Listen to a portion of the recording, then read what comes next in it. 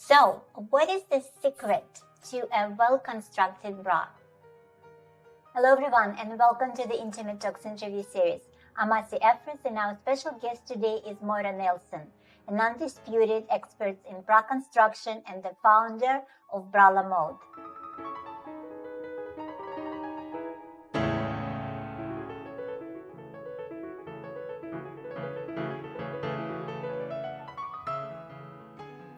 So, Moira, you know everything there is to know about bra construction. So, what is the secret of a well-constructed bra? I have been working in this industry for over 20 years. I have come to learn that bras really are one of the most challenging and difficult garments to construct and manufacture. The number of components is mind-boggling. For me, though, in particular, it really is the fit, the technical design, the construction. I have come up with what I call my special sauce or my secret sauce, the way that I approach bra fit. Personally, I'm a 36H, and so I took a vested interest many years ago in trying to understand why I couldn't find bras that fit me properly here in the U.S. market. Back then, there was nothing for me. I could go to a specialty shop and I would find a British brand bra. And so I thought, well, what are they doing differently? So I really started studying the market. I procured bras from the Asian market, from Europe, from,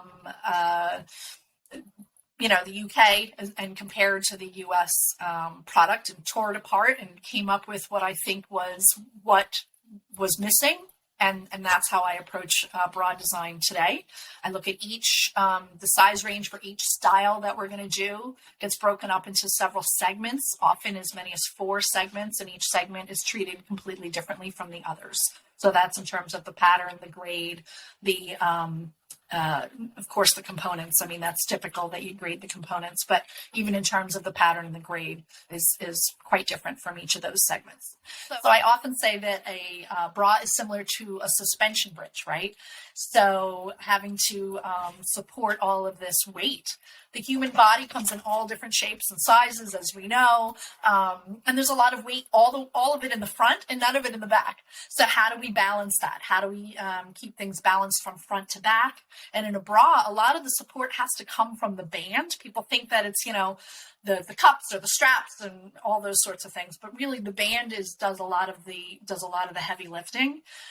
You should be able to even take the straps off and still have the bra stay on where you want it to be to some extent, right? It's going to fall a little bit in the cups, but you really need the band plays a really important role in supporting the bust. So, that's my little analogy. You've heard me say it a million times about the suspension bridge, but it's true.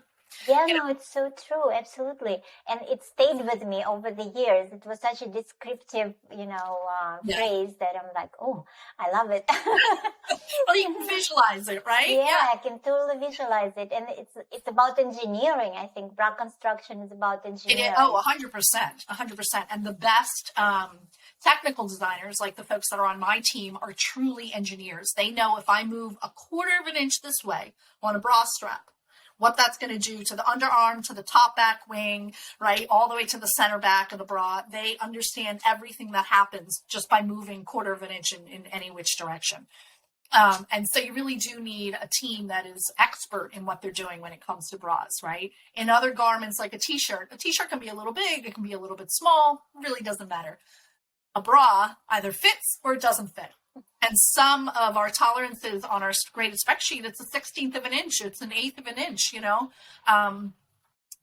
those things make a big, big difference, right? We can say, just pinch out a 1/16 and we're like, oh, now it fits, Wow. Yeah, really, some of these things are minimal, seemingly minimal, but make a huge difference in the way that a garment fits the human form. Wow. It really is fascinating. And the way the body changes as we grow, right? And how sort of the build of a person, even if you say, you're heavy, right? Like there's different, your flesh, your rib cage didn't grow, right? You just have more meat on those bones, so to speak, right? So taking all that into consideration as you're grading and as you get to the larger size range and so on. Yeah, it's a lot. It's a lot. Quite complex. Yes. Thank you. So in your opinion, how have production and development processes evolved over the years? A lot. So when I first started, I was living and working in Los Angeles. This is over 20 years ago, 22, 23 years ago. At that time, we were still manufacturing in the United States of America. Bulk production for major retailers like Victoria's Secret was happening right there in Los Angeles. Good old times. Right, yeah. So a lot has changed just in the last, 20 something years. As you know, and everyone knows, there was a major shift to overseas, China in particular. Sample rooms were closed. All of the design, all of the development was moved overseas.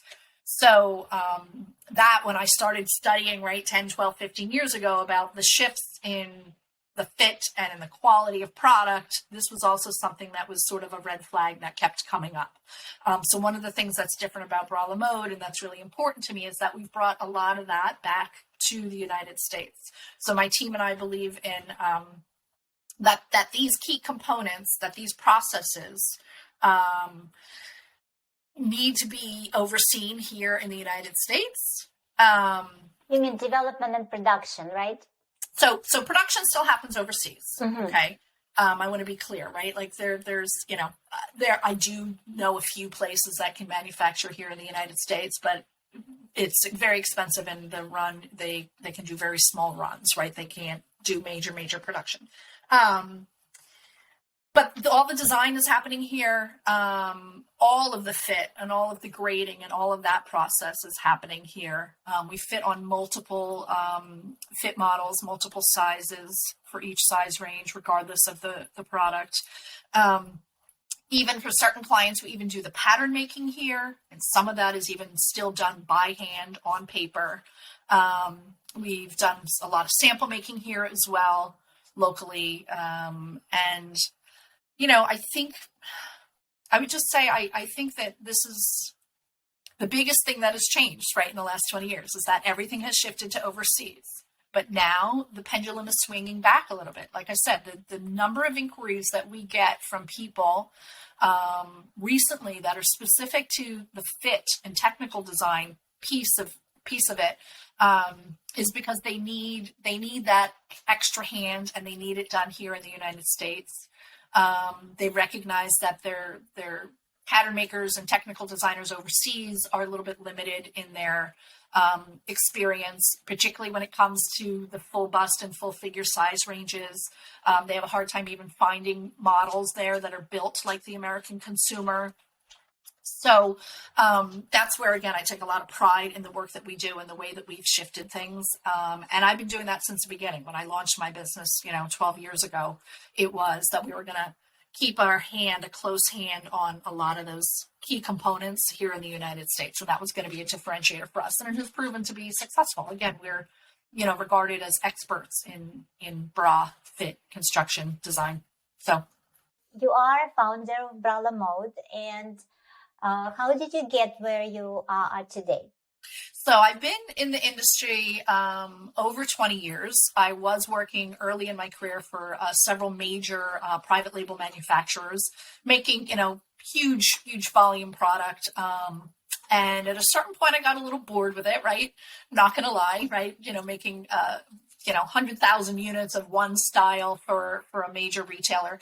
And at this point, the internet started to pop up, right? Facebook, things like that, and on LinkedIn. And there were some groups on these platforms that were specific to the lingerie industry. And so I started engaging online. It was just new and interesting to me. And there were new designers, individual independent designers like yourself, right? And people would ask all sorts of questions, where can you find lace, or where do you, can you find a manufacturer in the US? And I would just answer all these questions, and think, nothing of it. And then eventually one day I thought, I wonder if I could put a price tag on that information. And sure enough, I started charging people and they were willing to pay me for it. So I always say my business happened to me. I didn't set out to start a business, but within about 2 years, I went full time with my business. So it certainly grew, and that was super exciting.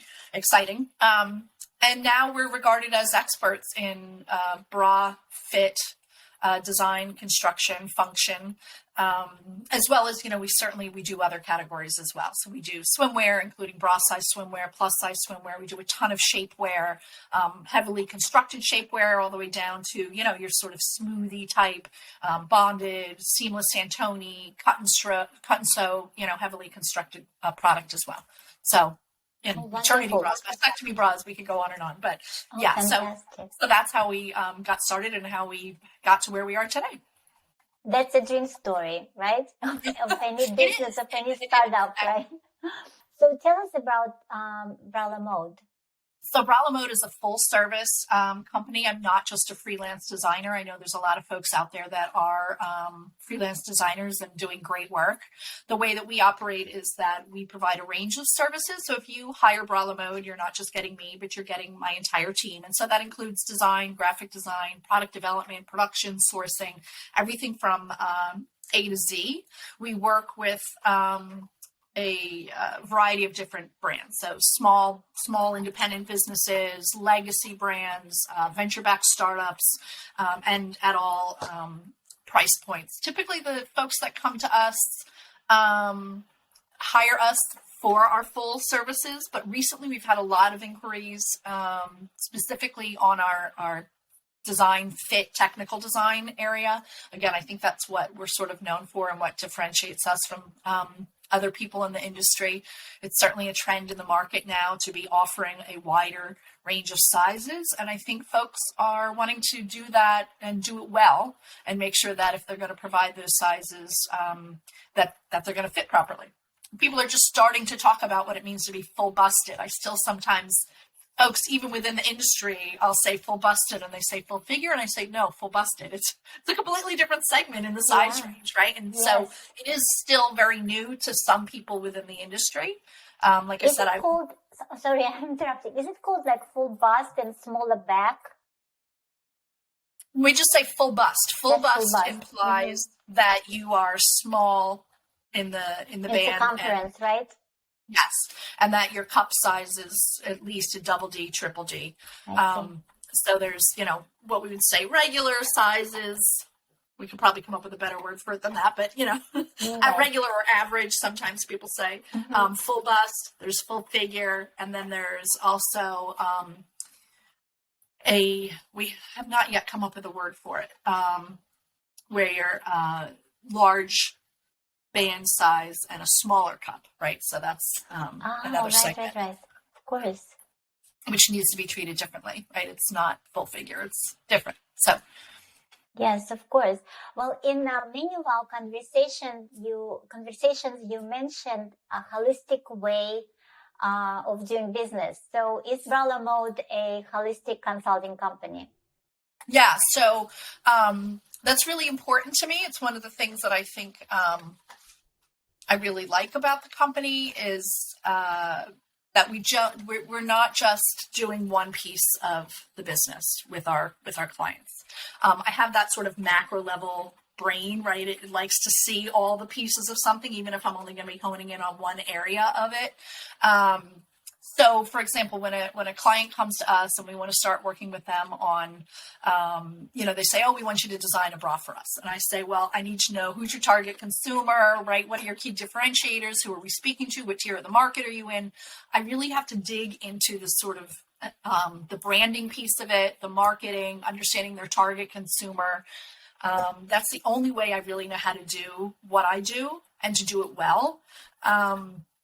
So that's sort of what I mean about being a holistic company. I'd also say that because of this, we do become an integral part of our clients' teams. I'm often pulled into marketing meetings. We do trade shows for them. I guess apparently I'm good at sales too. They say that, no one knows the bras better than I do. So they do invite us to participate in their trade shows because we can be in front of their wholesale buyers and really articulate what's different about the bras that we're designing for them. So we get involved in a lot of areas of the business. We're on top of industry and market trends and shifts, and we know how our customers, our clients need to be shifting, and we guide them in that. So anybody that hires bralamode, they, regardless of the size of their business and the volume of business and the arrangement that we have with them, everyone also is treated the same. Everyone is offered that type of guidance and strategic thinking. I'm always available to my clients to have those types of conversations because I think it is important to the success of their business. Wonderful. So what can you share about the culture and core value of bralamode? So this is really important to me. I'd say it's probably the single most important differentiator in terms of the way that we do business.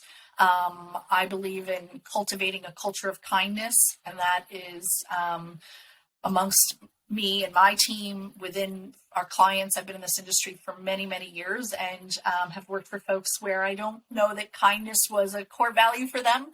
And so it has become really, really important to me at this stage in having my own business. And that is the beauty of having your own business. You can decide that this is important to me. So I believe that any message can be delivered with kindness. I'd say, most importantly, I believe that we're establishing authentic relationships with other human beings first and foremost. And then if we get to make some bras and panties together, that's great, right?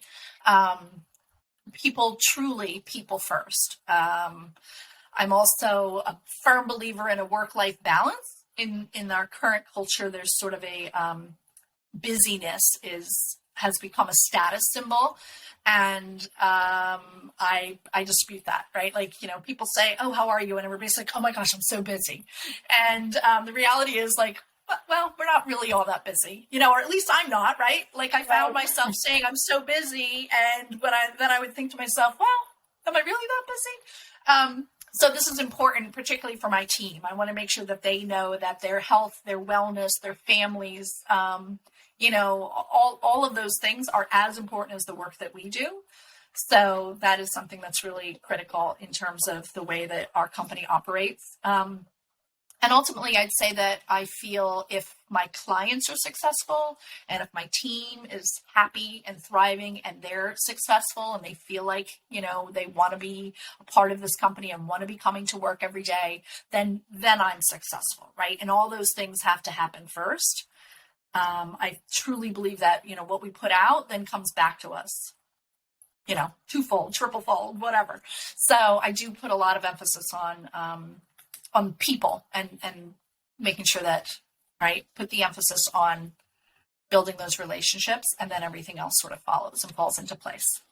This is so good to hear. Oh my God, in such a competitive business like fashion, it's just a breath of fresh air. Thank you, Moira. Yeah.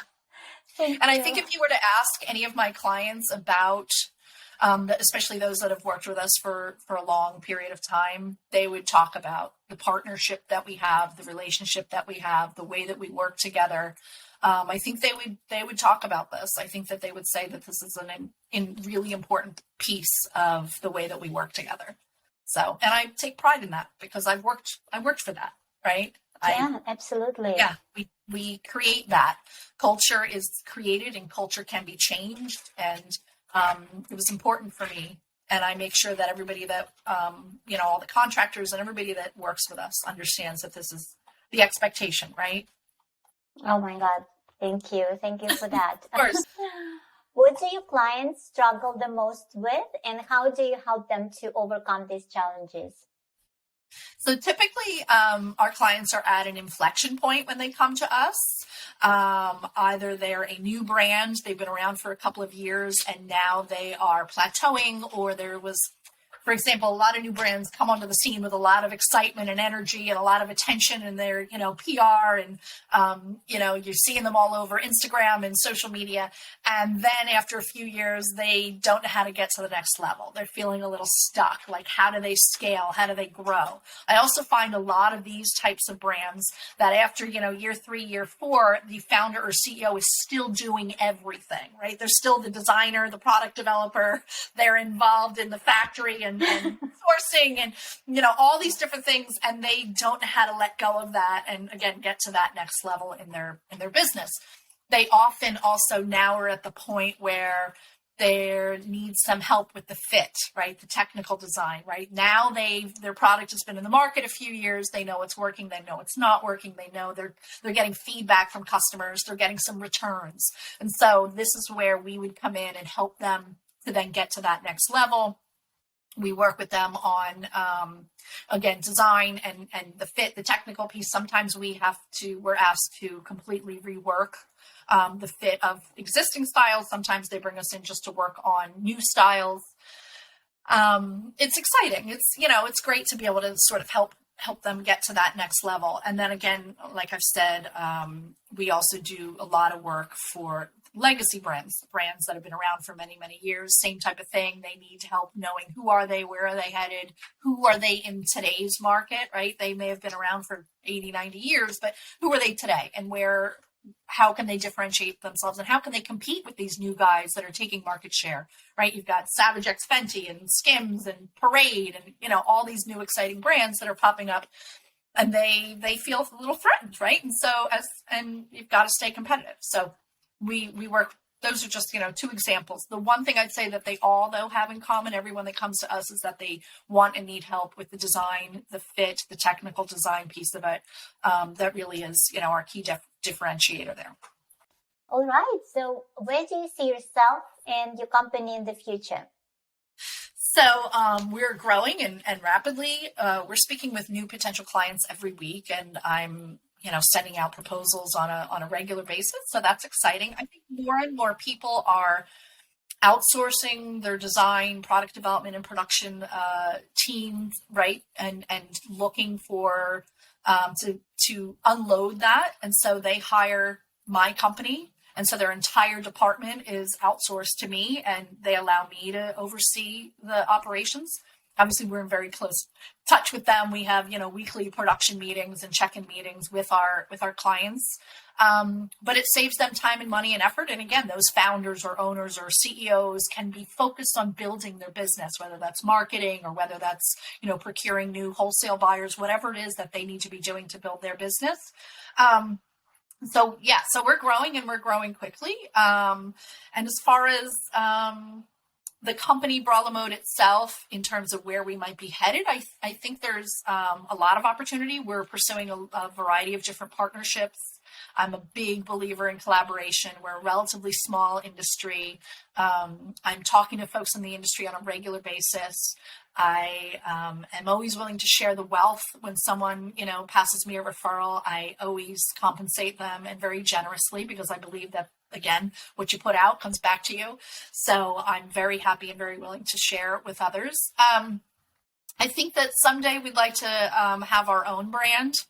So that's something that I think is, in the shortish, longish term goals, that and or invest in and or purchase an existing brand. That is also a possibility on the table. And, we've also recently been speaking to some folks about helping them with some wholesale sales. So we had never ventured into that arena before, but people have been inquiring if we have the network to do that as well. And we can. I always say yes, right? Exactly. I'm like, what, we can never say no, right? Just always say yes, and then we can build it out and build those relationships. Again, I've got a ton of really strong relationships, having been in this business for as long as I have. So I can always find the resources and the folks that I need to help support what we're doing. And people want to work with us, and I think that's great. Our future is bright. Oh, fantastic. Well, thank you so much, Moira. You've been such an inspiration and support to me and so many people over the years. I thank you from the bottom of my heart for sharing this wealth of knowledge that you have, and for just, being such a fantastic part of the lingerie industry. Thank you so much. Thank you. I really appreciate being with you today.